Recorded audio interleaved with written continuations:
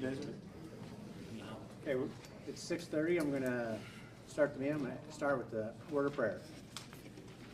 Father God, we just thank you for this beautiful day you've given us, this spring day. Lord, we've been needing some warm weather, and we appreciate it.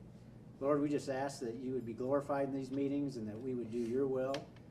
We would be respectful, Lord, and show kindness to others. In your Son's name we pray. Amen. Amen. Okay, stand for the pledge, please. Pledge allegiance To the flag of the United States of America and to the republic for which it stands, one nation, under God, indivisible, with liberty and justice for all.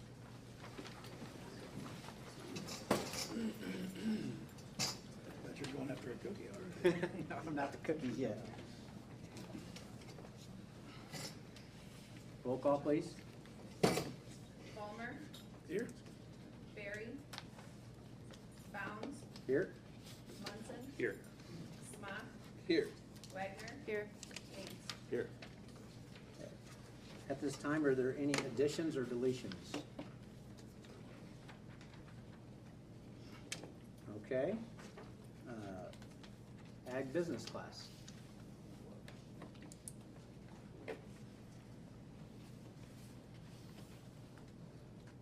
I guess first I'll say some of you guys I know, some of you guys I do not. I'm Mr. Livingston. I'm one of the new ag teachers here at Mercer County. So as my first official in front of the boss's boss, thank you for allowing me to come to Mercer County this year. It has been one heck of a year so far. I will say it has flown by. It's been a blink. I remember over a year and a half ago when I was in the interview, I thought, I've got 45 years of teaching in front of me, right? That's a long time, 45 years. They're not going to want me when I'm 70. And here I am 1 year down, and it has just gone by in a blink.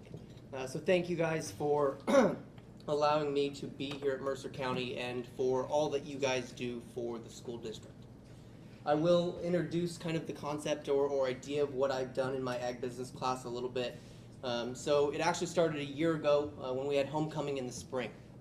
Mr. Hart, I, and Miss Libby were sitting watching the homecoming events happen down on the football field, and we kind of had the idea of, hey, it'd be kind of nice if we could make some chapter T-shirts ourselves. It'd be kind of nice if we could, just handle that in-house and not have to go out for that. And we said, well, my mom makes T-shirts. She makes them with a cricket. That's pretty easy. I can do that. I've done it before. Mr. Hart said, sure enough. We cut the check that day and we went and bought a cricket. Okay? So he's like, you know what? Maybe you can use it in your ag business class somehow. And I thought, well, I kind of like the idea of that. It's not too bad. Maybe get some kids running a cooperative together, running a mini business. Well, fast forward to this fall, and had more ag business kids in my class than I was anticipating. I had almost 20, which was great. But 20 kids running one business is never a good idea. A lot of chiefs and not enough Indians. A lot of good personalities in that class. And so I decided to subdivide them into 4 groups. And out of that 4 groups, we were able to have 3 here tonight. Sports took one of our groups away, so I'll talk about them here in a second. But we have a group that makes custom wooden signs. We've got a group that makes homemade candles. We've got groups that make custom cups. And they have learned a lot. They've experienced a lot in the past year. A lot of learning curves that I'm sure they weren't expecting along the way. I thought it would be pretty simple to make a candle. I'm telling you, after 8 months and a book that's 113 pages long, I have spent my time learning how to make a candle because there's a lot that goes into it. I thought melt wax, put scent in, you've got yourself a candle. It's not even close to that easy. And so they've learned a lot, and I'll let them come up here and speak for a second. But I'll talk first about the group that couldn't be with us. So there's a group called Schlag Racing. It's kind of a play on words with a bunch of guys who like to twist wrenches together and hang out together, and they thought they'd be kind of funny by making this play off of Mr. Holzschlag's last name, Robert Holzschlag, one of the group's members' names, and they all liked cars. And they were going to make custom shirts, okay? And I remember vividly Mrs. Day getting ready to formally evaluate me, and I'm like, what in the heck am I going to do for my first formal evaluation. And I'm like, well, real world, they've kind of tentatively got their businesses off the ground. It's time maybe to talk about efficiency, right? We're not real world efficiency here. We're moving at a high school level's pace. Okay, so we're gonna talk about efficiency. And so that lesson went through that day. Not even joking. The very next day, after talking with these kids about what would happen if you got 40 shirt orders and it takes you 20 minutes to make a shirt. We only have 46 minutes in a class. What are you gonna do if something like that happens? The very next day, Slug Racing gets 43 shirts a 43 shirt order for a band that is also in the high school, Bonafide Vendetta, who just played at the Sadie's dance. And they really wanted to advertise the Bonafide Vendetta group. And they spent a lot of Christmas break in my classroom with me, making those shirts to make sure that they were out on time before the band was ready to play in the spring semester. Their biggest struggle, their biggest learning curve, has been just how much work it is to make a simple shirt. You know, I've got back there in the back, I've got a hoodie that they made me. And I just told them, every business, I would buy whatever they made. Whatever their business wanted to be, okay? So if you look back there, that is a Mustang, okay? Those of you that don't know, I drive a Ford Mustang every day, and I'm pretty proud of it. I like my Mustang. And they really wanted to kind of play on that. It took them an hour on a computer design website, app, to design that back Mustang that is my Mustang, okay? It took them about an hour to design that. Now that's a one-off, okay? I've got other shirts on underneath this one. Those don't take as long to design. But it's still, all together, it probably takes them a half hour from printing to press to do a shirt. 43 shirts later, they realized just how much work it really was. I will bring the rest of these kids up here so they can talk a little bit about their businesses, the things that they've learned. I can't speak for them, but I'm pretty proud of them, okay? They really have worked hard. They've learned a lot. I've learned along with them that after 10 years of helping run a business prior to being a teacher, I thought I knew some of the struggles they'd come across. They shocked me. They learned some lessons. They taught me some things that I just was never expecting to learn. And so I'm pretty proud of them. I will let Mr. Headley come up. Okay, well, going with the Friedens.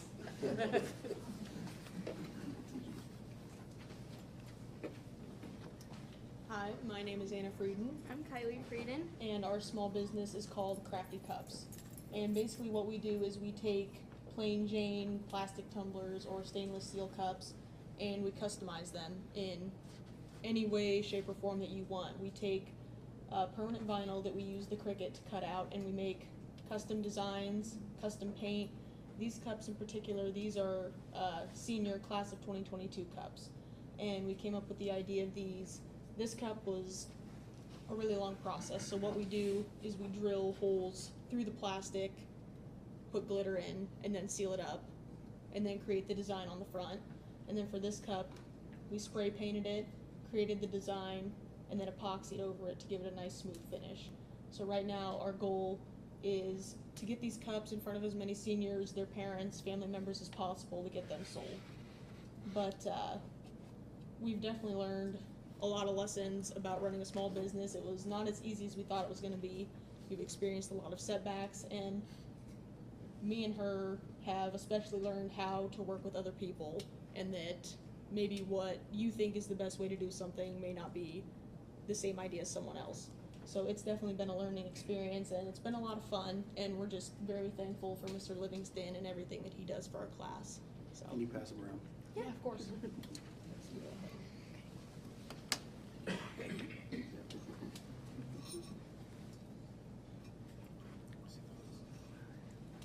Pretty cool. Thank you.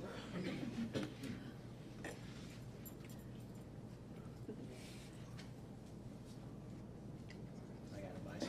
You know that, right? Steel straw. You better just put an order in for Bill and my bill.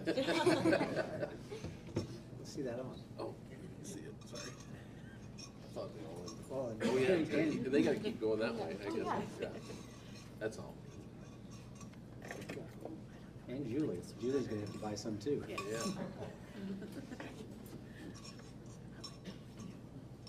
are awesome. Cool.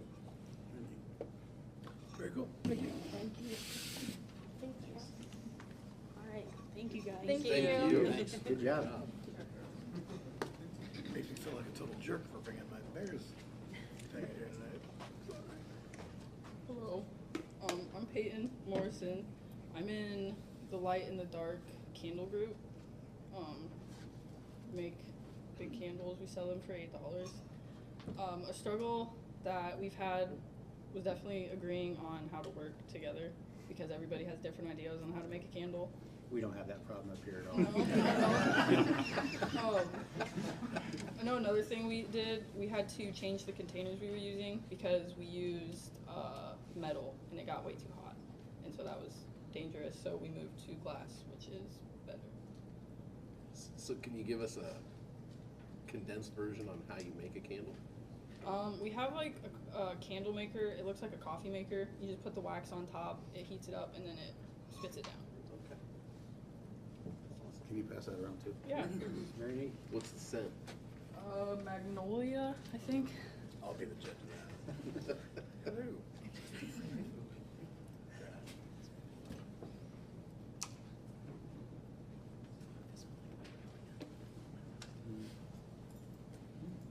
Smells nice.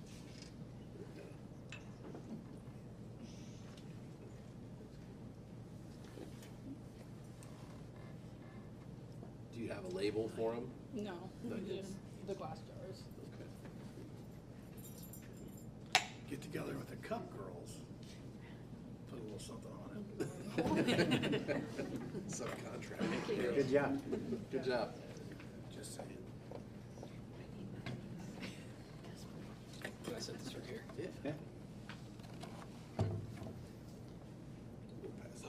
I'm Tristan Headley, and most of you probably know me. For those of you who don't, you probably know my dad. He wreaked havoc around this town for a long time. And I'm a co-founder of a company we like to call TCAM Consolidated. That's a play on words. Obviously, my name's Tristan. My buddies Kale, Austin, and Mason are the CAM portion of that. And from the start, we knew we wanted to make signs. We are all pretty crafty people. Me, Austin, and Mason, we're all in woodworking, and Kale was always a good artist and liked to design things on computers and paper. And we thought it was going to be easy. Make a couple bucks, make a couple signs, simple as that. What you're looking at right here is, or I'll even show it for people in the back, was 100% not our first design, not even close. I almost wanted to bring their first design. I'm very happy. It's been a long walk in progress. I'm very happy you didn't. Our first idea was we were going to have just little signs, little plaques, sell them for a few bucks each. It wasn't much to make, but the designing wasn't there. It was mostly hand-drawn, and then we discovered that Mr. Livingston had the Cricut, and my partner decided to tell me that he'd been pushing for it all half the quarter we'd been there. I had no clue. He never told me. But then we started working on bordered signs, and that was just a piece of plywood with little borders on top. And we weren't even satisfied then. People were buying, they were selling decently. They took too long to make, longer than this actually, and they were not the quality that we wanted to produce them at. So we thought, because the signs we had before were custom, because that sells. What people want, that will sell. You design it, it takes all the work. We thought bigger. What sells more than being a customizable business? Patriotism. Loving your country runs strong in this community, and we love our country just like we assume all of our customers do. So we decided to push the American flag onto a sign and let you customize it however you please. This one was designed by Robert Holschlag for his father, and since then we've been taking off. People have been wanting signs, more people have been ordering than we've been able to produce, and we are beyond proud of what we've done. And a big struggle we've actually come up with this year was in the first semester. It was hard to make everyone work together. Teamwork is in life, in your community, in a real job. It is a huge part of making stuff work. And we had some guys that wanted to work this day, but like other guys didn't work this day. It's off and on. And then we hit the second semester and we got our second win. We started working like a real business, friends, family, and we were all involved in sports. We all thought we knew what teamwork was, but not until we tried making a profit off of a small business together. So the biggest lesson we've learned is how to really work with people in the real world, and that's something Mr. Livingston's guided us on throughout this entire time. And we've had a beyond unbelievable experience, and we've enjoyed every minute of it. We really have. How many hours do you have in that after you kind of got figured out how to make them? After, it can probably be done in an hour. The whole thing? The whole thing. Really? Well, After you guys glue assembling the it- boards together and everything then? what we do for the boards is we have little back supports here that we attach strings to, so it's hangable. We'd also hang them off nails. Also, each one, they're not glued together, each one's screwed to that. Each one's screwed on to make sure it's extra sturdy. How do you torch that then to get the Yeah, correct look? we have a little propane tanks that we just torch every single grain on. All 50 stars. The 50 stars are printed off of the Cricut, which we use as a stencil, and the University of Illinois logo on that side. That's a custom part. We'll print whatever you tell us to, and we'll get it done. This probably takes less than an hour. The painting itself doesn't take that long, but you got to let it dry, of course. So that can be done in a matter of minutes. It's a simple design, printing, putting on. It's, like I said, it's been an unreal experience. We've learned. It used to take a long time to make a cheap little sign, but now we found our second win. Like I said, we're really pushing through. How much do you sell them for? This sign right here is what I believe a $40 to $50 sign. It depends on the customization there. That's why you have too many to do, you're selling too cheap. Great job. Thank you. Yeah, nice job. Looks really good. Yeah. Other than that, I'll just add one last thing.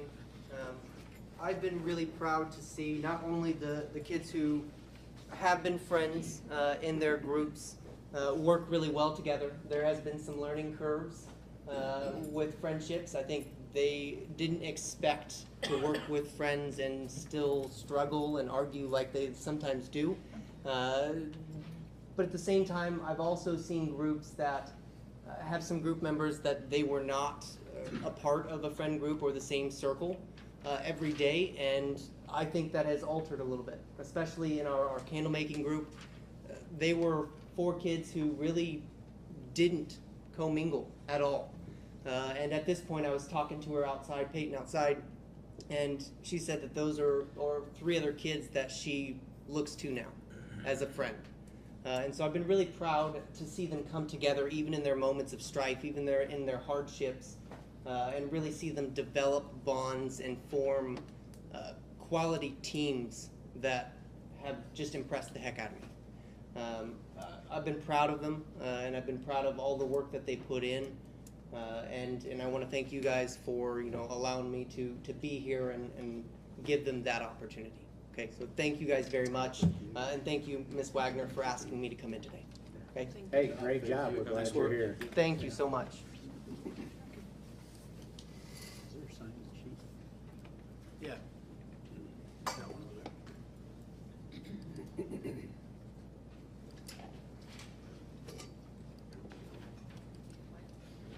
Is he gonna talk about his other group that's not here?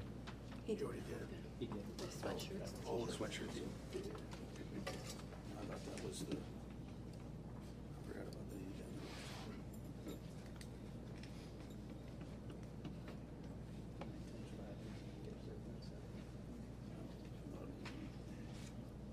They'll be all right. So, it's public comment time, and so there's a total of 5 minutes per person, 30 minutes total. And so everybody on this list will not be able to talk. I'm gonna go in order. Unless somebody shows their. Unless speech. somebody, yeah, we'll keep track of the time, so if someone goes shorter, we'll get in how many we can. We need to keep track of the 30 The 30, yeah. minutes total. And if some of you are here regarding the same issues, and you have someone that you think could cover a couple people, that would work great as well.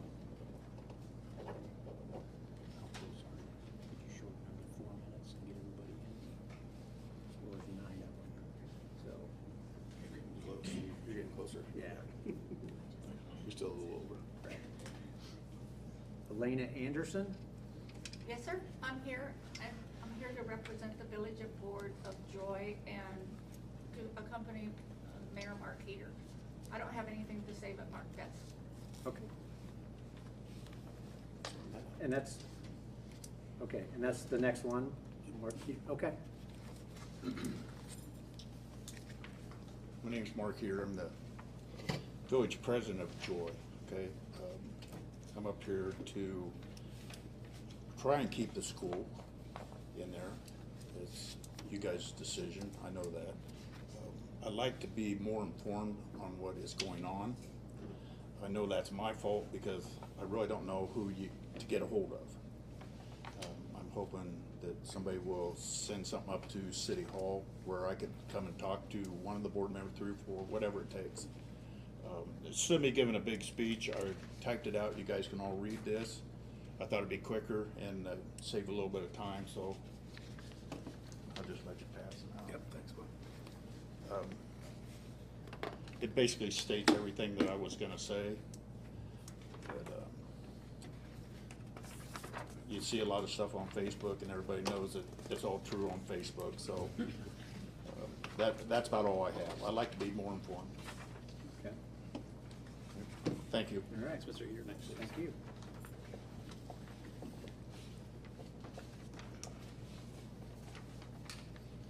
Montgomery Smith?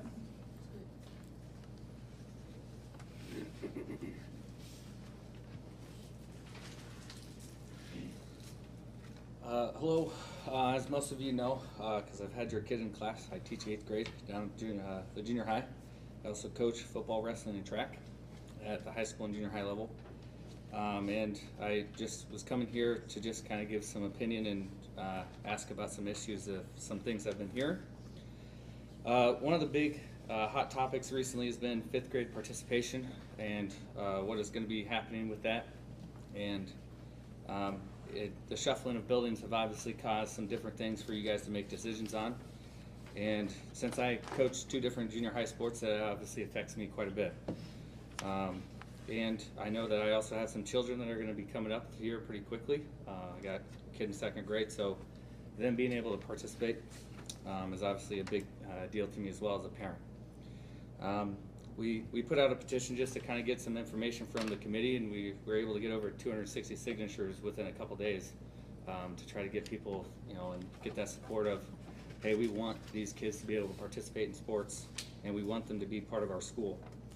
The other big thing is, the IESA allows 5th graders to participate, and I just watched it this past weekend whenever I went down to state and watched a 5th grader from Cole City win the state championship. And I just don't understand why we want to take away that stuff from our students. It also makes a huge impact for me as a wrestling coach in our team. We currently had 8 5th graders on our team this year, which accounted for 37% of our team. And the junior high has 19 weight classes, and it starts at 65 pounds. And there's not too many 6th, 7th, and 8th graders that weigh 65 pounds anymore. So it's really important for us to be able to have those kids on our team. After some conversations with Tim and Morgan, I know that it seems the biggest issue seems to be transportation and getting those kids from New Boston to Aledo, because that's typically where the practices are. And my understanding and the simple solution that I was able to come up with for that transportation issue is that I know that there's a bus that goes from New Boston to Joy every day, and it usually gets to Joy about 3:15 to 3:20.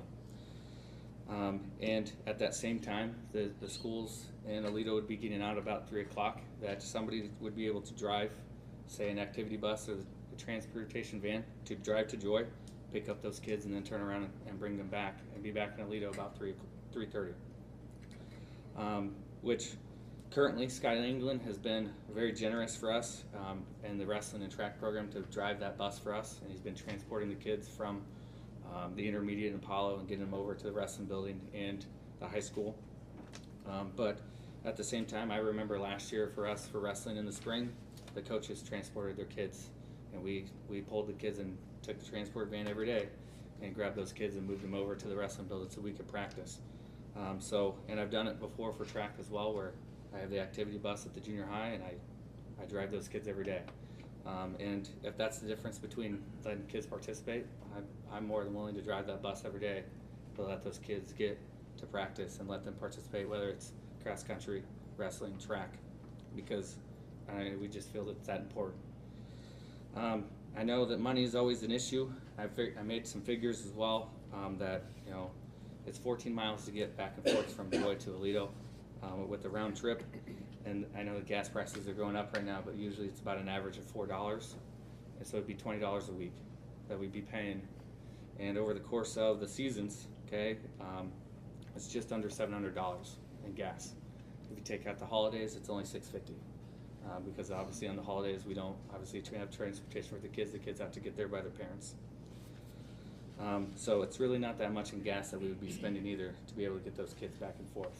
And then after practice, like it usually is, parents would come and pick up their kids.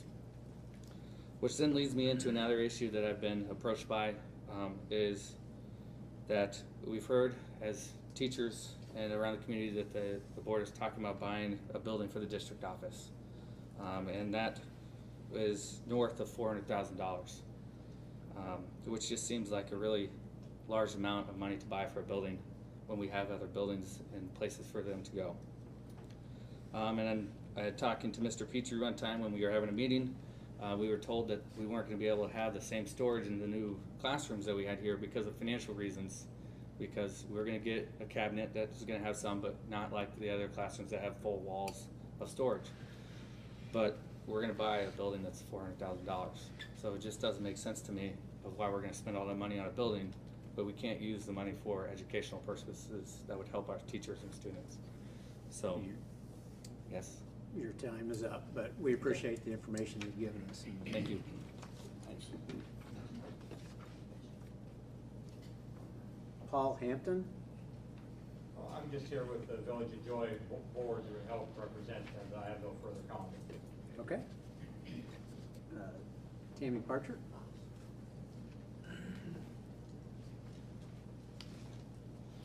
Okay. Well, I'm Tammy Parcher, and I've been here quite a bit lately. I feel like we have to fight for our kids to make sure that their interest is what we have in mind, not Aledo, Joy, or New Boston. It's for the kids, and that's where it should stay.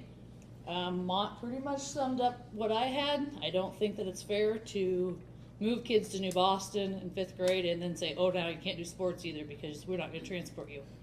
If we're going to spend $420,000 in a building that we don't need, but we can't transport kids, I mean, they could drive to Aledo for a long time for $420,000 in bus or gas. So I don't think that that's necessary to take that away from those kids, that opportunity. Giving kids something to do keeps them out of trouble, and I think we should push to have 5th grade sports, and it should be equitable, and it should be transportation from the school, because the next comment is going to be, well, the parents can take them if they want to play. Yeah, that's real fair to the kids in New Boston and the West End that want to play sports too when you moved everything to Aledo.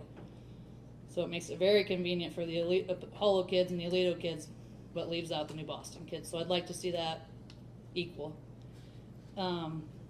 As for the building in Joy, it's going to house 5 people, and it's already got 2 classrooms in it, and they're in a building here with an open area, so it's not like they have office spaces. They've got their desks, so it won't be any different.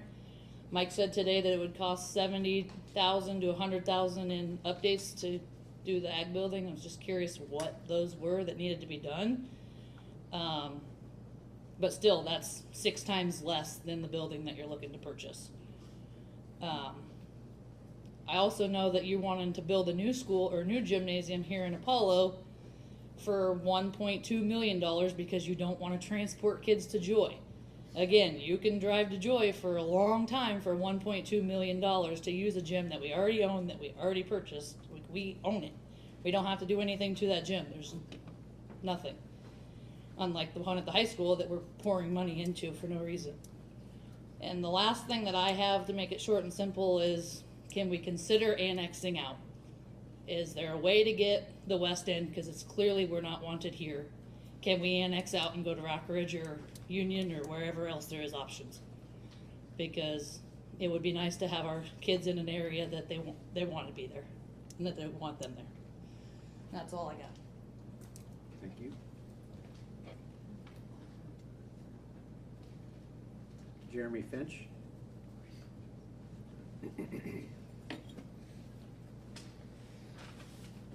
Hi, everybody. First off, just want to thank everybody for all your hard work that you do for the school district. I understand you have some tough decisions coming up too.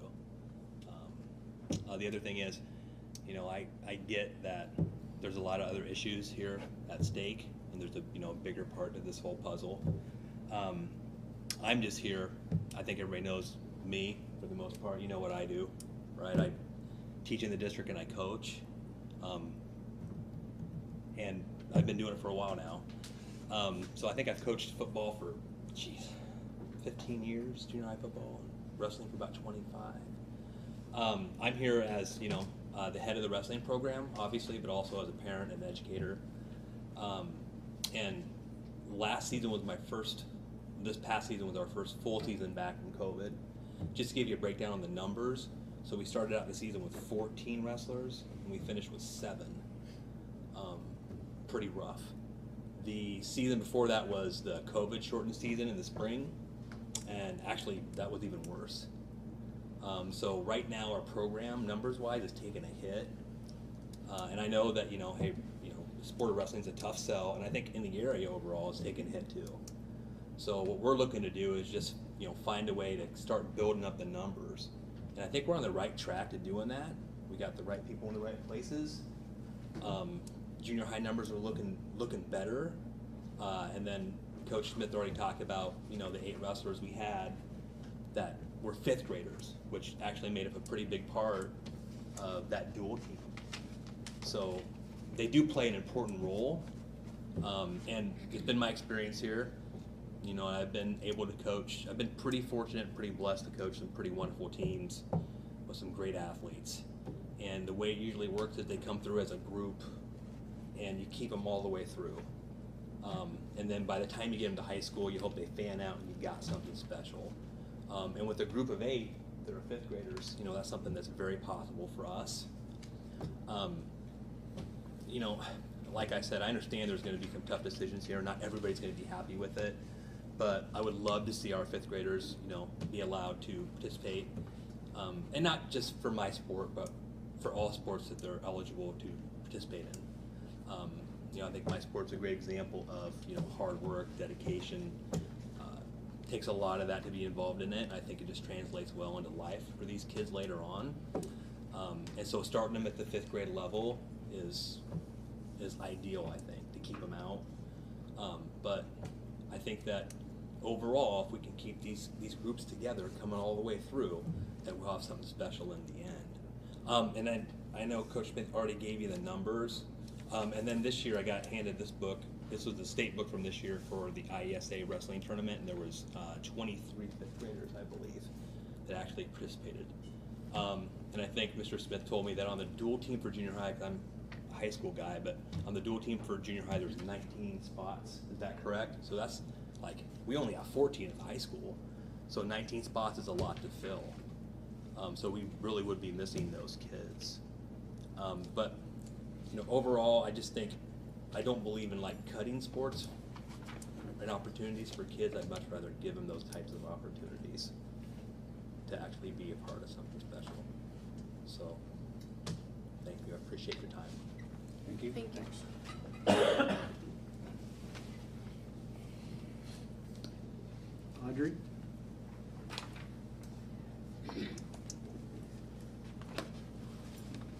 Thank you for allowing me to speak. I'm a lifelong resident of the Village of Joy. Have served on the village board. Grew up and went to the School of Joy. Been through several consolidations. Life progresses on. My concern is the children, the welfare and safety of the children, and providing them the education they need. I'm also concerned about the lack of information being shared with the public. Not all of us do Facebook, not all of us do social media. Is there a way that you can prepare and share some of this information with the public? You're asking for public comment, and if we don't know what's going on, it's difficult for us to share that. I also attended the survey in New Boston, understood that there was to be a new elementary school built in Joy. That's basically the center of the district, is it not? And I hate to see that project get voted down. I think it's the safety of the children. I'm also concerned about the long-term plan of what you intend to do if you don't build that new school. How much longer are you going to be able to allow Apollo to function as it is to meet the health and safety standards?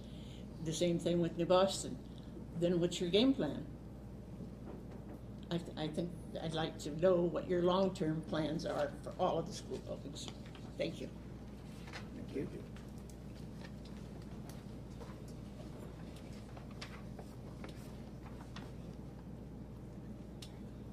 Heather Rader?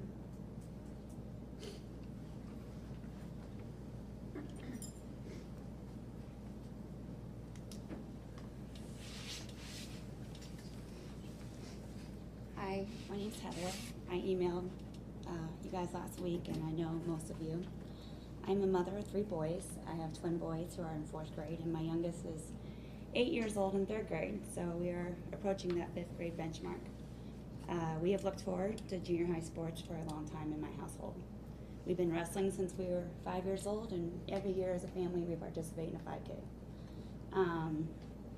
Our kids have mixed emotions already about staying down at the elementary school, but I feel if we take their sports away, I feel that it might be punishing these children for a decision out of their reach. I'm not only a mother and a lifelong resident of Mercer County, I'm also a physical therapist in this community. It's no brainer that kids who participate in sports have stronger muscles and have stronger bones. Kids who participate in sports have improved cardiovascular endurance. And I know this sounds silly, but kids at this vulnerable stage of their development need to learn how to run. We see kids in the clinic all the time with poor mechanics and poor form, and they're setting themselves at risk for injury, especially as they get more involved in these team dynamic sports. If a kid has poor form with running and poor endurance, and we put a ball in their hand and we ask them to dribble up and down the court while someone is defending them, they are at risk for injury. Plus, if the kid has a major growth spurt in that year. It is important for kids to build their endurance and their strength and learn proper technique and form at this vulnerable age of their development before they get into these more dynamic sports and before their bodies start to change. I've heard, COVID has not been good to this age group of kids. There's been very limited sports the last 2 years. And the sports that we did have this year were shortened seasons. Our kids need our sports. When you look in our community and what happens at this age, YMCA track is done at 4th grade. YMCA basketball is done at 4th grade. YMCA football is done at 4th grade. I don't understand why we might take away more sports from this age group when this is the age group that our kids need to build their strength, endurance, and learn that proper form. I've heard an argument been made that the 5th graders don't participate or don't contribute to some of these teams at the sectional and state level. And in some ways that's valid. A 10, 11-year-old is not going to be able to run as fast as some 14-year-olds. But it's about the proper development of that 10 to 11-year-old to see what they can develop by the time they turn 14. Many of our athletes who have been successful at this school were given the chance to participate in sports. I can go on and on about the emotional reasons, the physical reasons, the mental reasons, the coachability reasons why this age group of kids, this vulnerable age group of kids, need sports. And our sports need these kids as well. But the number one focus should be here is what is best for the kids. That's the primary reason we should be making our decision. The secondary reason is that we're going to fall further behind our other school districts. Our surrounding school districts do not have one building with all their junior high, 5th, 6th, 7th, and 8th graders all in one building either. And they make it possible, we make it possible, and I hope we can make it possible in the future. I understand transportation will be hard and it will be difficult. We are housed in 2 communities now. We have 5th and 6th grade in Alito. We have 7th and 8th grade in Joy. And we make it possible for these kids to participate in these sports. And I hope we can make it possible in the future. If transportation cannot be provided, if it absolutely is not feasible, these kids deserve the chance and they deserve the opportunity. We can't just completely eliminate that. This is what's best for our kids, and please let's do what's best for the kids. Thank you. Thank you. And people have kept it short enough, so Jason Rader, you can speak as well if you'd like.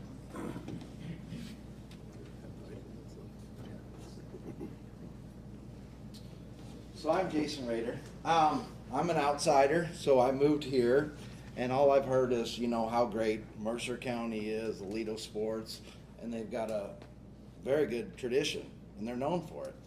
My biggest trouble now is I've got little kids, and they want to do sports, and we're gonna, well, we don't know if 5th graders should do this, but all the other schools are doing this, and we see how much better developed they are. I coached 4th grade basketball this year. We are behind.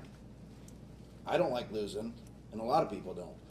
But at the same time, if we're taking this away from these kids, they're not going to get any better. YMCA ball only does enough for them. They don't even really play by the rules. I mean, you can't steal, you can't do this. We go to the Alwood League, and they steal the ball from us. My kids want to do track, cross country, wrestle. We let them do whatever they want. It's so much better than them playing on their iPads, video games, or on their phones. So I think we're just limiting our kids to what they can learn and how they can compete, work as a team. Them are lifelong skills. We're gonna always have to have them. So my idea is, you know, keep the 5th graders, let them do their sports. Every other school in the area is doing it, and it really is not gonna hurt us. I mean, we can figure out a way to get the kids there. Whether it be, you know, parents take shifts. I'm willing to do it. But we should not limit our kids on what they can do. Thank you. Thank you.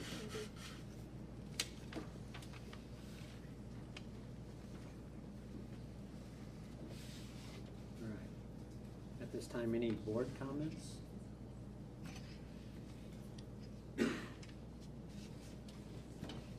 Junior high wrestling did super good.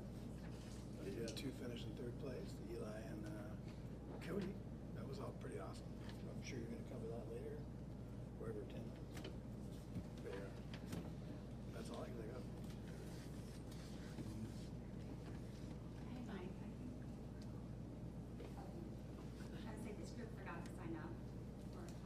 Is that Tara?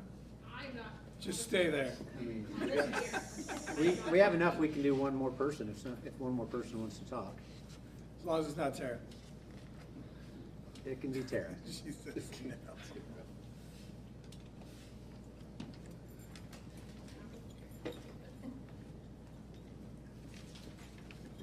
Hello, we're here to ask for junior high baseball.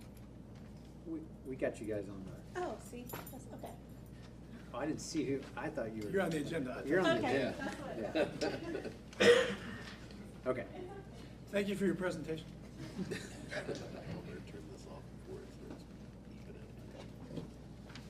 I would just like to ask, I would like us to keep doing this where we bring success stories from the classroom in every month. So if principals, if you have something you think is awesome in your building, you'd like to bring it and share, I would like to see us do this every month. I happened to see Mr. Headley's sign, and I'm like, oh my gosh, I want one of those. And apparently, my daughter has been helping out with the Schlag racing shirts, and so it was really exciting to hear about what they were doing, because that's a big undertaking for a first-year teacher to do. So if you guys have anything, please bring more success stories. We'd love to hear those. Is orange and blue going to be okay, or do you want a yellow and black? No, Orange no, and I'll blue? burn it if it's black and yellow. Just checking. Okay. Any other board comments? Okay, the correspondent, we had one. I think everybody saw it. Approval of consent agenda. Did anybody want any of the consent agenda separated for discussion or vote? would accept a motion to approve. So moved. I'll second it. Okay. Roll call, please. Palmer, Yes. Barry, Bounds, Yes. Munson, Yes. Smock, Yes. Wagner, Yes. Yates. Yes. Moving to information items, 8.1 FOIA request. I didn't see any. Go ahead and enter with it. Okay. 8.2 Lucer Flake Charitable Foundation. Yeah, I just wanted to give everybody an update on that. Late last summer, we were the recipients of a significant grant from the Lucer Flake Foundation to help improve vocational programming, and that was part of our welding classroom upgrade. That is virtually complete at this point.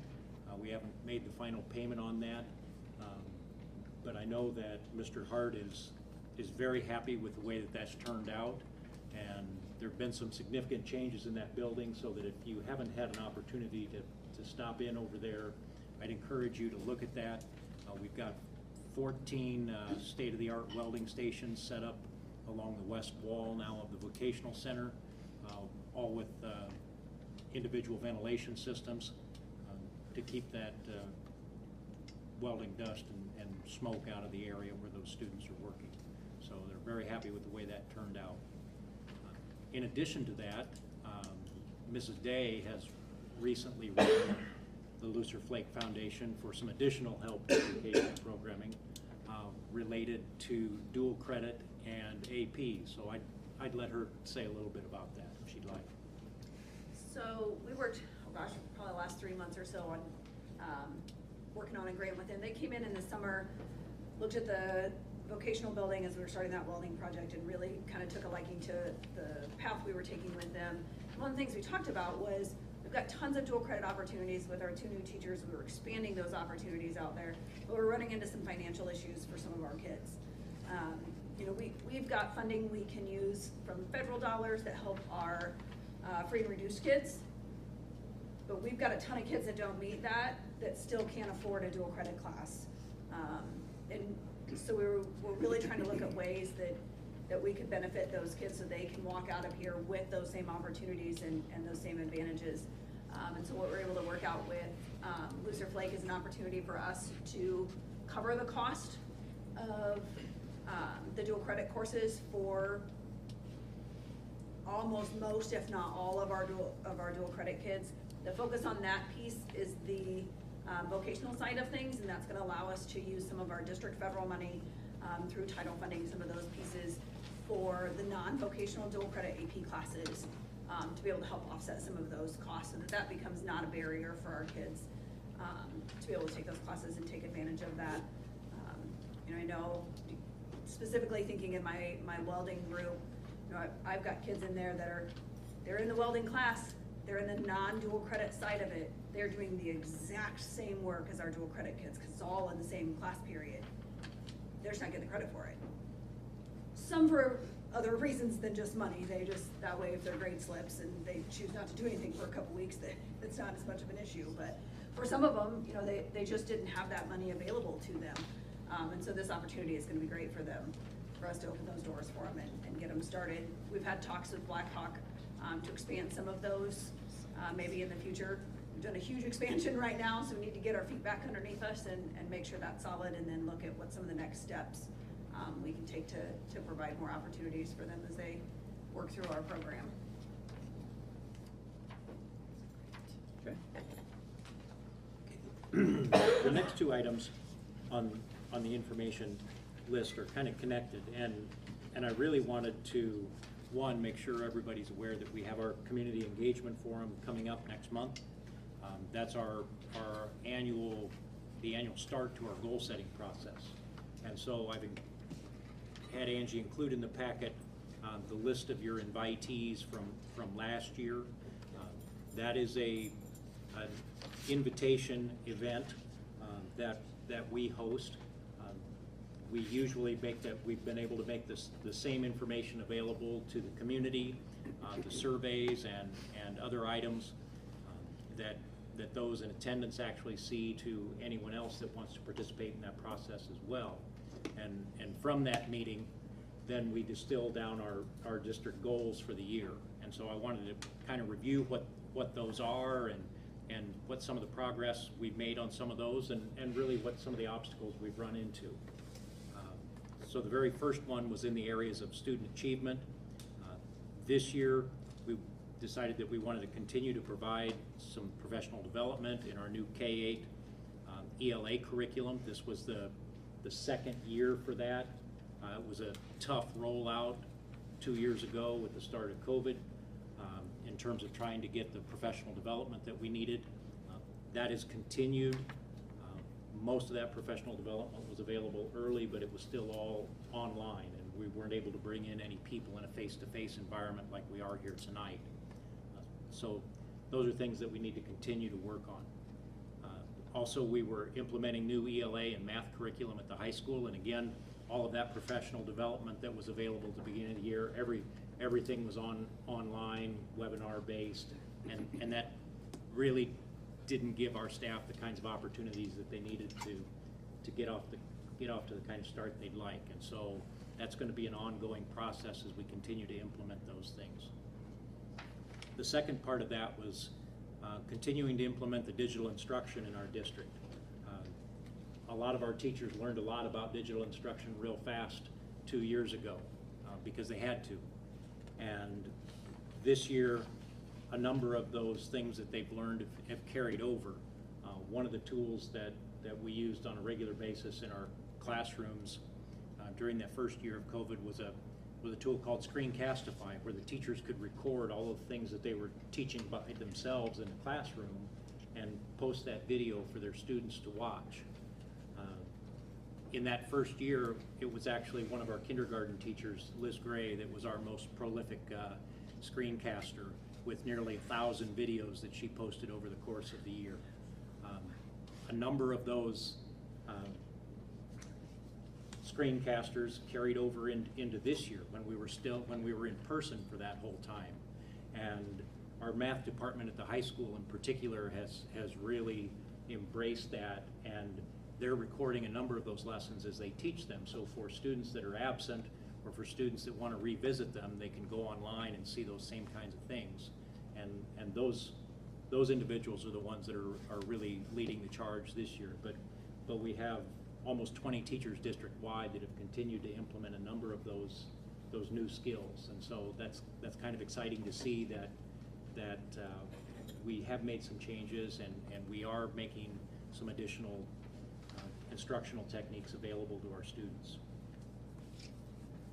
In terms of programs and services, this was our second area that we wanted to focus on. Again, it was about increasing staff capacity to improve social emotional growth for our students.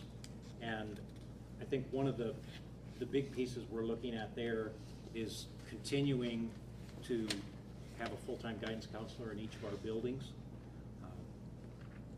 That's something that I've been very, very proud of over the last several years, that we've been able to grow our staff of guidance counselors. We're also going to be able to increase our social work staff for next year. We're moving to 2 full-time social workers in the district. Prior to consolidation, there was 1.6 social workers in the district. After consolidation, there was 1 social worker in the district, and that's kind of where it's sat until now. And so we're trying to fill that need that was there all along, but also to address all of the additional needs that we've seen over the last 1.5 to 2 years. Beyond that, we also, Megan's sitting in the front row there, we employ a full-time case manager through the Mercer County Health Department that works with the MHAP program, and she's available to students in all of our buildings. So I think we've made some good progress in those areas. We've begun, I think we already talked a little bit about the vocational opportunities. That was another piece of that. Unfortunately, this is an area where we've run into some barriers related to the high-tech small town and DeVry. We're still awaiting some approvals from the Illinois Board of Higher Education as it relates to that. And that was a program that we were hoping to get some computer skills and certifications for our students in combination with both the Sherrard and the United School Districts. We talked about district and community relations and being able to get some information out there. And I know you said that some of us aren't on social media, and that was very apparent from the surveys we did related to facilities. I think it was a surprise, certainly to me and to most of the board, that in the feedback that we got of those nearly 800 survey responses related to facilities, the number one way that people wanted to be communicated with was through paper. And I'm embarrassed to say the district hasn't done paper newsletters for years. But those surveys were not only available electronically, but we mailed them to every resident in the district. And so everybody got the paper. They may have accessed it through an electronic means, but they had the paper option if it was available to them. So that's something that we need to take a harder look at and make sure that that's available.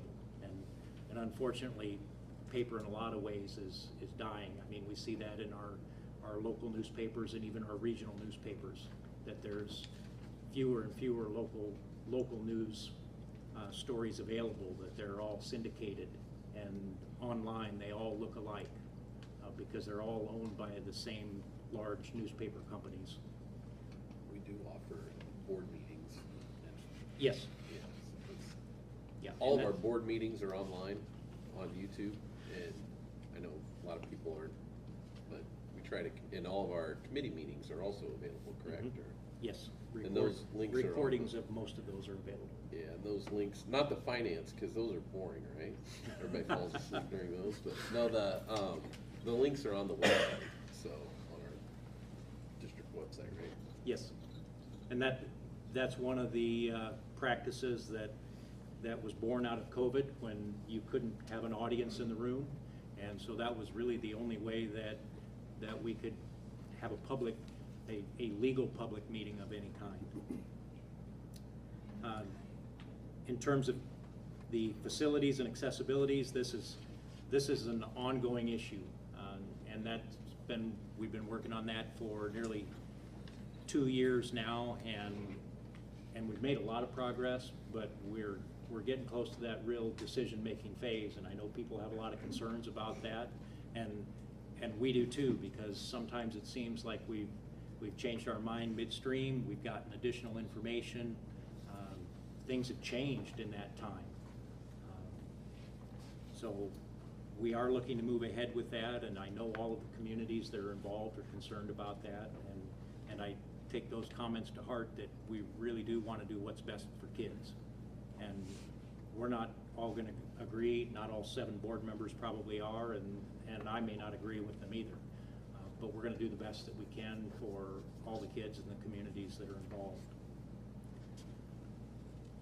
We've worked to improve physical safety for our kids. I'm very happy to say that we have a full-time SRO in the high school this year, and that will continue into the foreseeable future. Our SRO from the junior high will be moving with those students, so he will be on site at this building and available to Apollo as well. I've been in communication with the city of New Boston about more time from their police department there for the elementary school that's located there. Right now they have 2 part-time officers that are available in town at all times, even though they're not directly in the school building. And the last piece deals with finance, and this was operating a responsible budget and funding sources creatively through increasing the district's operational efficiency. And we were able to do some great things. As taxpayers, you might not think that, but due to the increases in EAB we've seen and the elimination of the original TIF on December 31st, we are projecting significant increases in our taxable base that allowed us to issue $15 million in bonds in the last few months at near record low interest rates without impacting the tax rate. And that's going to be the source of funds that we use as we make these facility decisions moving forward.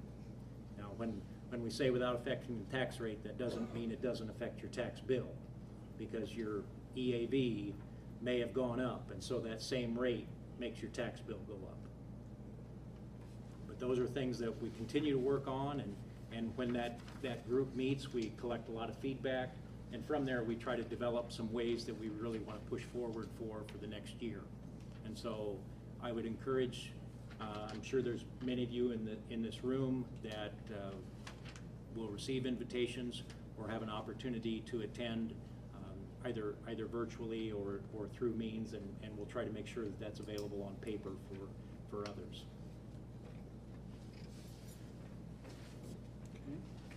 Okay. And 8.5, junior high baseball.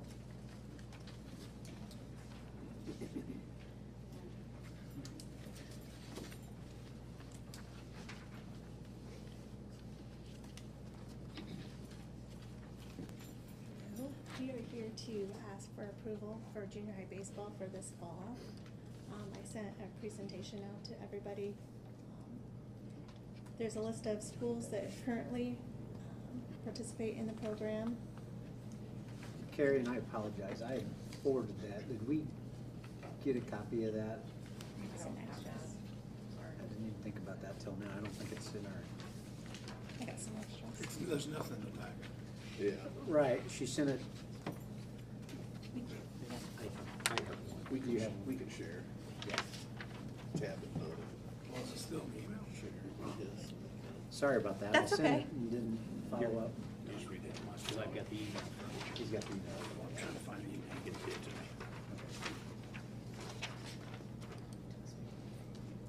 And then I also included numbers from softball last year on the cost and everything. And I have with me the head coach who has agreed to coach the junior high this year. Do you have anything that you want to add? I'm very supportive of junior high baseball program. The other person who I know would be helping coach would be Connor Sharp. He's done it already. He knows how it works. I think it'd be a great asset to the high school team. It's not so much about the competitive nature of the games, because I understand that they play in the summer. It's more about being able to teach proper arm safety, health tactics that we have to fight when they get to high school.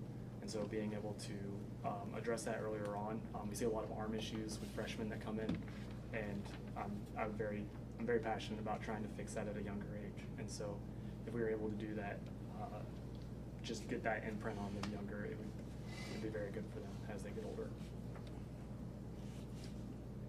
We also included the numbers of the park district, so we can show that there's going to be interest in future years.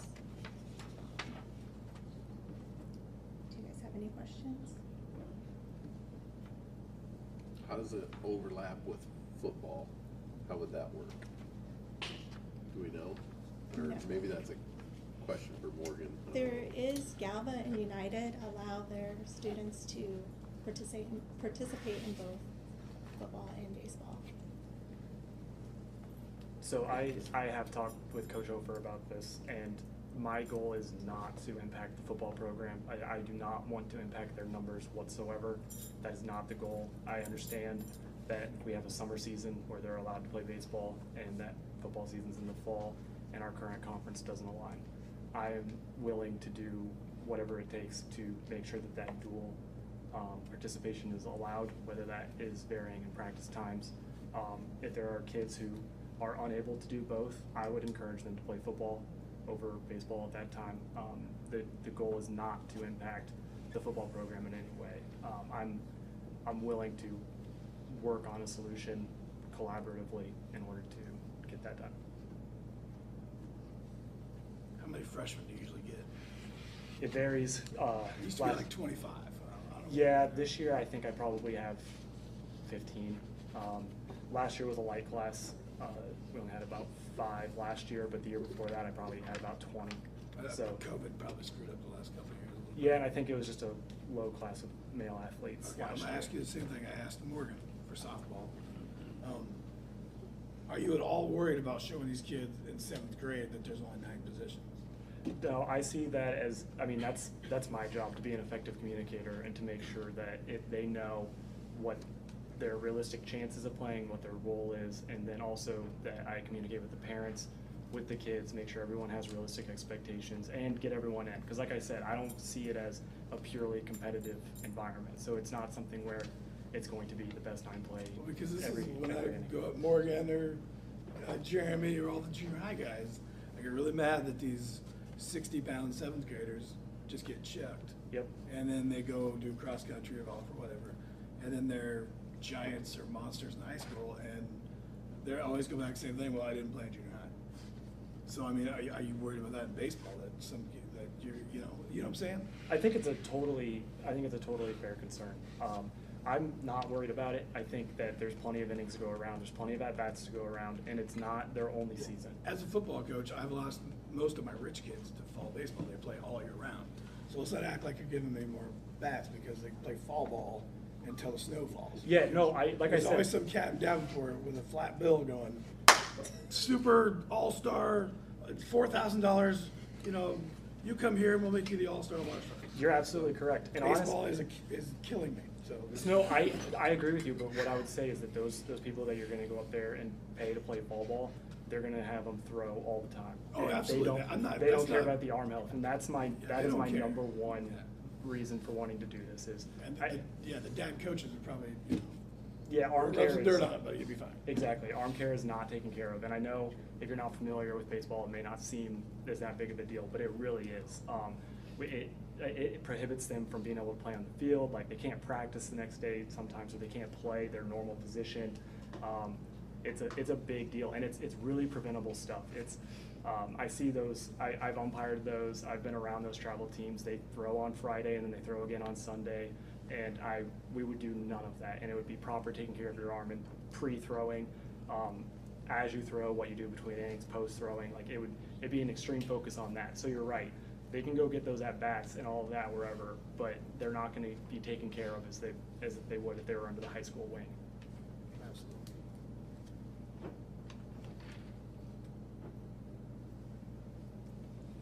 Any other questions? Thanks, Darren. I appreciate it. Thank you for the presentation.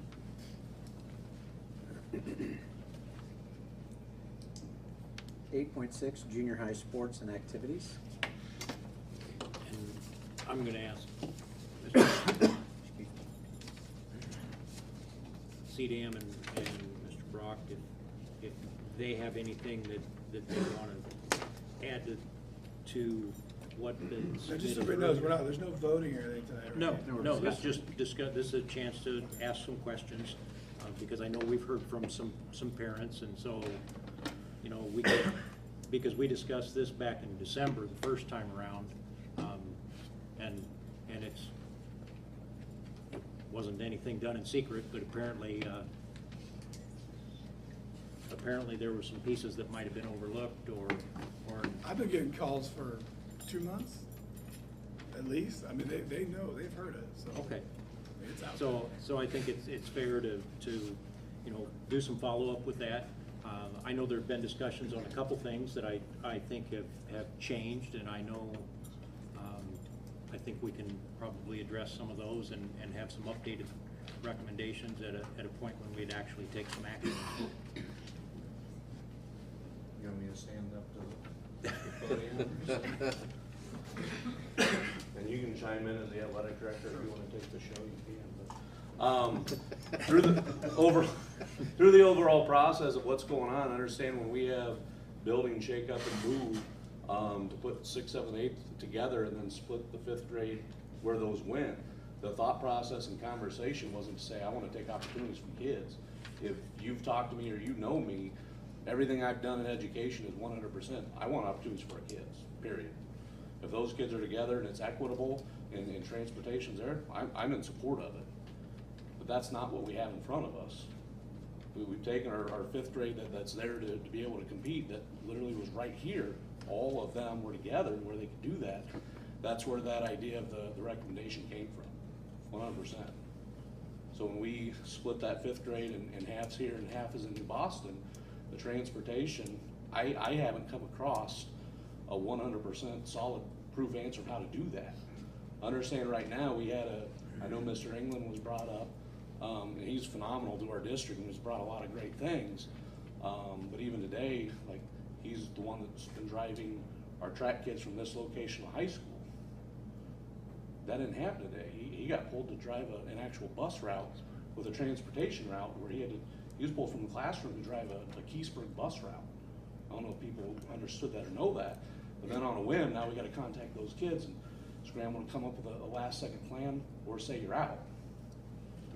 I think that's pretty devastating to do to a kid in 5th grade on a whim. So understand that recommendation is 100% on the idea of equity to those kids and that transportation.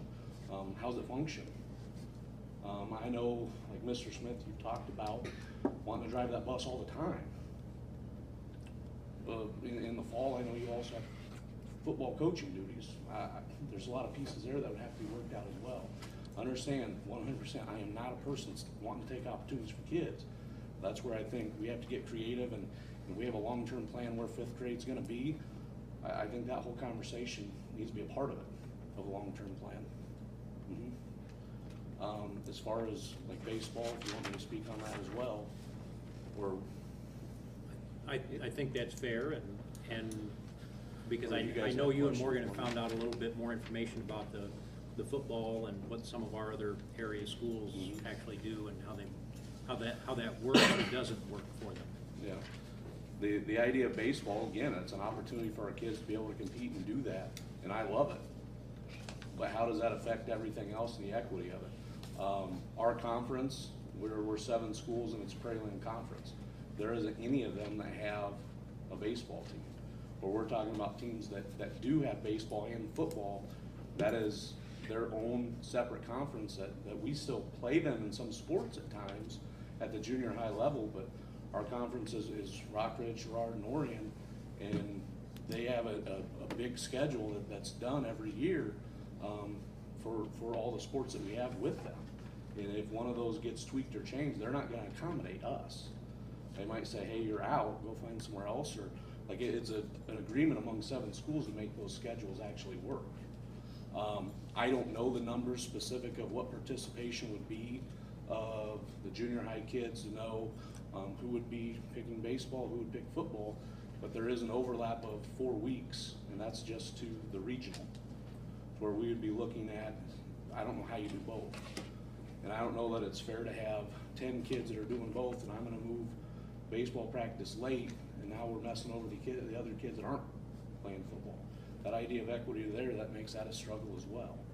But again, I'm not against it. I'll pull the numbers to see if it would support it of junior high athletes and pull whatever info we need to, but our overall conference of the junior high, they're not gonna bend over backwards to say, yep, you go do it, and then what if we don't have the pieces to fill those other schedules? So does softball and volleyball overlap that much? Volleyball's a winter sport for IESA. Or not?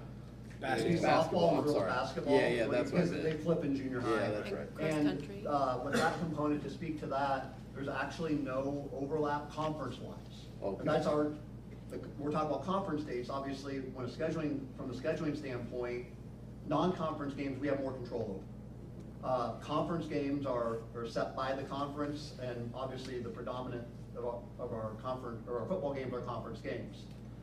Conference girls basketball does not start until October, I believe October 11th or 12th this past year. So softball season's well done by that. Now there was some overlap with practice where they just kind of stayed in softball till it was over. We went to a 7th grade tournament with 7 girls because we won the regional. So going into softball sectional, we went with a low number to a tournament to begin the year. But again, those are non-conference games where we could even choose moving forward to not schedule anything in those times. The direct overlap here would be with our affiliation to the Prairie Land Conference and how that would impact not just us, but our opponents of the other 6 teams in our conference. There'd be a lot of moving parts to make that be in place to work. And softball starts 1 week before I think baseball starts. So that baseball schedule's a week later. than what softball is, that has that extra overlap with football as well.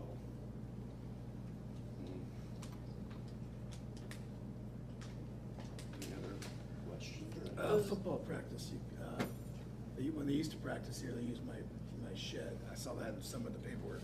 They didn't know where they were gonna put stuff, so they had to build a shed. I saw them somewhere in here, I don't know. Just potential options of Yeah. space in this building or putting a shed over Yeah, by where the Rumbum, those facility guys, is. I kept everything over there for, I don't know, Jeremy, was that a year for all that? 10 years, a long time.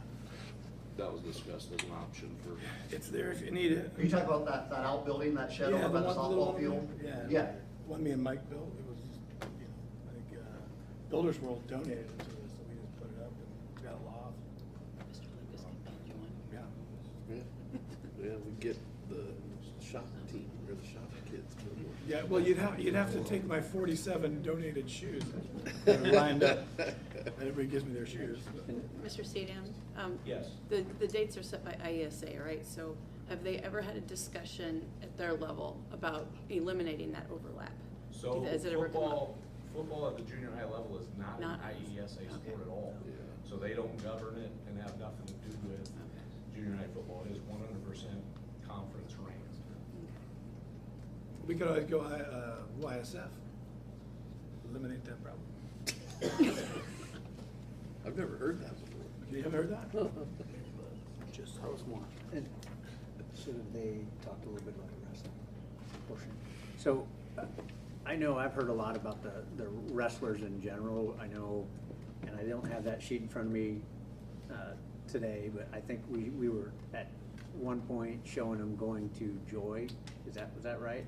That was discussed as, when this became a 6, 7, 8 building, is that rather than moving our junior high kids for practices to Joy and busing them all over, as that this becomes the home for their practices, so we're not busing them all over for practices. They'll get done with school and then come here. So that would make, this has been the annex building for the high school. So it was discussed to have the annex building for the high school and not to be here, which would be the facility in Joy is the only other option of what's there. And I know there's been discussion, I believe, and Mr. Hofer, if I'm not wrong, with wrestling about potentially putting that back in the high school, or can you elaborate on where that's For the at? high school meets, we have the ability to move some things around and host all of our high school meets. It would take a little bit of creativity storing them at Alito, but I think we can figure that out. So we actually just met Monday talking about the junior high meets and trying to figure out a plan and solution for that too. So, but right now, currently, I've got all of our high school meets scheduled for being at the high school next year. So with the change of building structures, like, we have to plan for that, and that's our plan at this point. It's evolving and trying to make it best opportunity for our kids, for sure. And again, I think those recommendations were based on the fact that we didn't, it's a little bit of an ordeal to move all the wrestling mats. And when they were in this building, there was sufficient storage with just 5th and 6th graders here to keep them, and the meets were posted here. They didn't move them back and I forth. want to ask Jeremy, is that why they moved the stuff here? Were Why we you, moved here? were you here when they moved everything to the? Yeah, I was here when we moved. Was it about the mats? What was it? I really don't know. Yeah, and gym space, scheduling gym time for events. Yep. What Mr. Hofer was telling me, the old mats, the solid ones, they rolled up three-piece. skinny and would fit under the. The 3-piece Resolite mats are the big ones. Yeah. Ours mostly are the 5, 6-piece mats now that 2 kids can move in just with 2 a piece. But they're much bigger round and don't They fit are. the storage spaces that we have at the high school. They do have, you can buy bins for those, actually make them, that you can set in, tuck away in a corner. So there is. Would they fit in that spot underneath where the old ones did at the high I school? don't know, those, the 3-piece mat would. The old Resolite mat probably would. It's not old, it's actually a really nice mat. We don't use it much anymore because it is 3 pieces, it's heavier, takes more guys to move. But the bigger ones, no, but the 3-piece would probably. Can I ask a question? On the basketball and volleyball section, could you explain, it said utilizing both scheduling options. What exactly do you mean with that information that's in that section? When we put that together, we had the idea that, I mean, the winter, I mean, everybody knows is the biggest hit for gym space with basketball, junior high volleyball, going on. And we have the ability here, I think we look at hour-and-a-half practices where basketball would be in there, volleyball first, and then the other group would have the later session, to try to get kids out here at a decent time with not having terrible late practices. If you limit it to an hour and a half, I think that's feasible to get kids out here at a decent time. And the other option was, yeah, there might be days where maybe we are able to host something for a game here where we do have to go down to Joy and use those facilities. So that's the idea of the two options, and that coach would be in charge of setting that schedule with the athletic director early in the season, so everybody knows exactly where they're at and what they're doing. But both of those are gonna have to happen, but the number one choice is to keep our junior high kids in our building so they're not having to travel to practices. And that's good. This here about the late practices, what I really didn't want to see. And that's my biggest concern, is the late practices for junior high level. I think high school can handle it better, but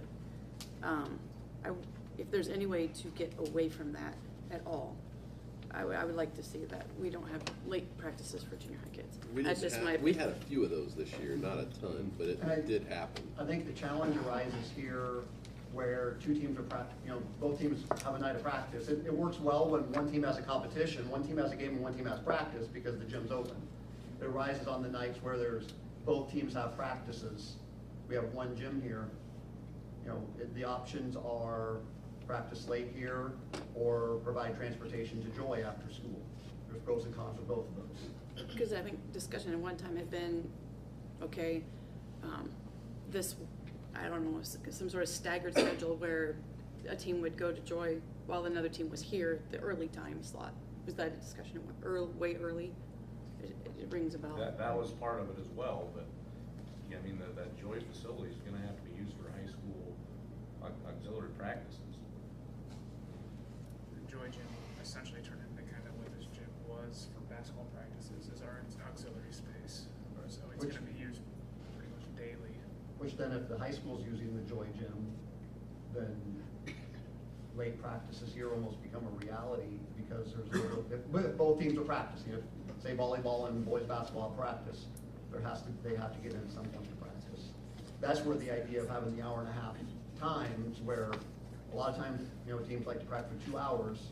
If we can accommodate an hour and a half, do it 3:30 to 5. So we said 3:30 to 5 and 5 to 6:30. So, and again, those are things that's not every night. It's just when need be. Because I mean, I think every coach would agree with you. Like, as a coach, I'd rather be at home with my family, than late night practices on a regular basis. In your December packet, I think Morgan and Tim provided a side-by-side of what this year's practice and game schedule looked like versus what next year's could look like under these assumptions.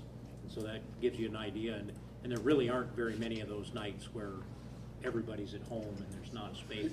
Everybody's on an off night and there's not space in there. But they do exist, and we have to accommodate for those.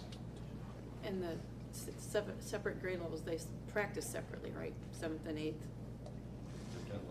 Well, some do, some don't. The gym here, the way with the setup of the configuration of the gym, may allow for 2 teams to practice at the same time, more so than in one gym, more so than our Joy facility does.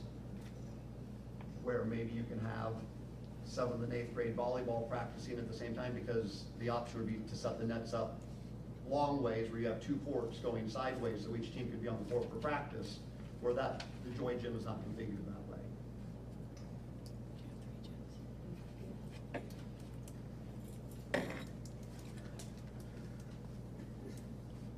Okay. Obviously, it's a work in progress, and you guys have put a lot of work into it. I appreciate it. I personally would like to see 5th grade sports continue. That equity is the big issue because of transportation. So I would ask that you guys continue to look at that, see if there's something we can come up with. And then coaches, I know there's a lot of coaches here in the room. I would challenge you to be thinking outside the box and try to figure out how you can help us make that decision, you know, whatever. I mean, there's a lot of people that are smart, that are involved in these sports a lot more than I know that I am, and some of the board members, we don't know all the ins and outs, so we totally have to, for the most part, trust and go on our ADs and coaches. So guys, put your heads together, and I don't think anybody, I didn't hear anybody, and I don't think anybody disagrees that sports are good for kids. It keeps them healthy. So that's not the issue. The issue is trying to figure out how we can make this equitable, primarily in the transportation. So that'd be my challenge, is let's get together, let's think outside the box and see if we can figure this out. We did touch base on this last night in the building and grounds meeting, just because of it's a facility issue as well on some of this. And I'll just mention that the Y did agree that if we don't provide fifth grade sports, that they would change some of their curriculums or some of their age ranges to accommodate those kids. So there would still be options out there. So, all right. Can I say something? Just, same thing. I, you know, just personal matter. My nephew's over there. His son, my great nephew, because I'm old, was a state alternate as a fifth grader this year. It's pretty cool. It's pretty big for his confidence and everything. And say that happens next year, he might not have that opportunity. And I sure hope you guys figure something out to where we don't have to have a vote and have everybody come back in here and email me and call. And I think we can figure out some way, somehow.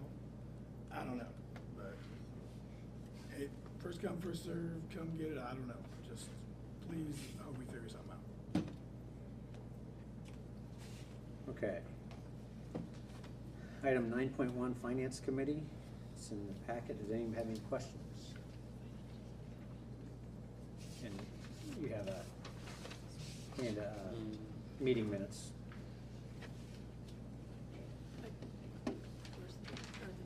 This should be in your. They're at the. Yeah,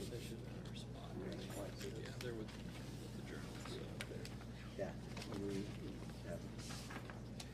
May come back. Are you kidding me? This again? Every year. I don't make any money. It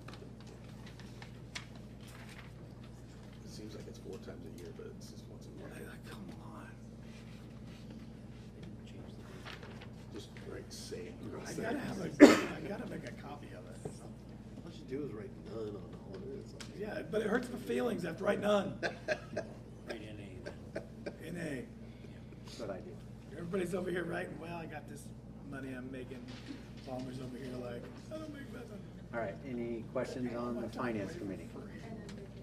Did you guys find out a date on the voting for the TIF? When if they're gonna move on that in the near future? There are still a number of meetings before that final date. The Joint Review Committee is the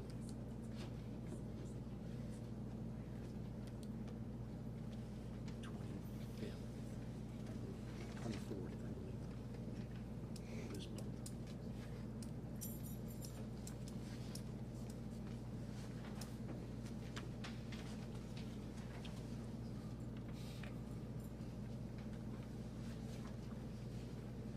Okay. 9.2, Building and Grounds Committee. Is there any question? I think that was sent out today. Yeah, I emailed that from Gray earlier today.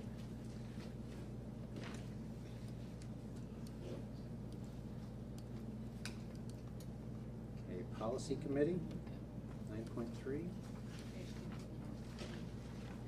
we get something for that? I thought there was. Or no. There's nothing in the packet. Yeah, I was gonna say that. Yeah. The policy committee did meet and we reviewed section 5 of personnel, and there were no recommended changes at this time. They're all pretty much, we have to. they were. There wasn't anything that's we had choice in. Personnel related and legal mandates. Okay, moving on to action items. 10.1, approved bid for Mercer County High School gym tuck pointing and lintel repair. Okay, this is a health, life, safety project that has been approved for several years now. We finally need to move forward with that before our timeline runs out. It's actually this fall in 2022. This is tuck pointing on the high school gym, as well as the lintel and window replacement for the gym windows. You have a letter in there from Phillips Associates. We had 4 bidders. Bruce Builders was the low bidder. They were also the general contractor for the project right out here. We felt like we were able to obtain a very competitive and low bid due to the fact that they're using the same masons that are currently working here for the city on a number of projects downtown. So for the lintel replacement or repair, will the gym still be usable during that time, or do they have to shut it down? No, it'll still be usable. There is some concern that there might not actually be windows available prior to the start of school, and we might have to have those boarded up. That's just the lead time on ordering those materials. But all the work will be completed from the outside of the building, and it'll still be usable. I move to accept the bid from Bruce Builders at $449,000. Second. Roll call, please. Barry, Bounds, Yes. Munson, Yes. Smock, Yes. Wagner, No. Yates, Yes. Ballmer. Yes. Okay, motion passes. Action item 10.2, purchase property at 2020 Southeast 3rd Street, Aledo for the use as a district office. And I would tell you that I was for that, and I'm still for that, I think. However, we had a building and grounds meeting last night. I think it was a very productive meeting. There's been lots of people that have reached out to all the board members, and we've had discussions, so I would ask for a motion to table that at this time. So moved. Second. Roll call, please.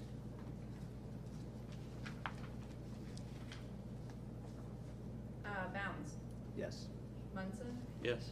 Smock, Yes. Wagner, No. Yates, We're tabling it. Julie. Yes, Okay. I know. Ballmer, Yes. Barry. I don't, yeah. I can talk to you later.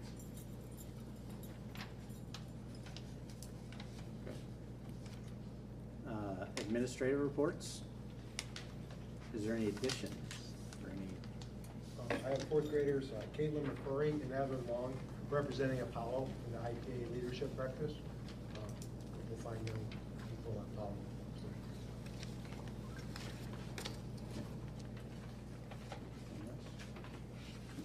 New guy. That was a great administrative report. That one he just gave. Fill her in. Listen, I got a list here. I know you do, man. No, I mean, I'll kind of follow off that. For the high school, our IPA Leadership Award winners this year are Robbie Holzschlag and Olivia Huckey. So all of us actually from each building will be at a ceremony for them coming up here in April. The only other thing I have is an easy question for you. Usually about this time of year, I start asking who wants to pass out diplomas. 3 of you have seniors, 3 of you are on my list. I will divvy up the alphabet as the time gets closer. You could duke it out on stage, and I don't care. But just know that's coming. You guys will be, I mean, we'll have you listed there, and then we'll touch base closer to the ceremony. But you don't all have to fight about it this time, because I got enough of you. Or is anybody who doesn't want to hand their kid a diploma? Right, unless you want to be that person, I suppose I could have asked that. I forgot to hug my kid. I still catch crap for it Right. to this day. And I think I only have 1 teacher that has a senior this year. I think just one. Yeah. that'll be here soon. I did want to make a comment because I had made some comments to some people. I do want to make sure that the high school play, I heard that the students performed excellently, but I greatly was disappointed in the content of the actual play. When I don't feel comfortable in taking my fifth grade student to the play, I don't think that shows, I don't think it's a good image for our community. So I wanted to share that publicly because I had been mentioned that I had said that the performance was horrible and everything else. I didn't go see it, but I did hear the performances were excellent. I just didn't approve of the content.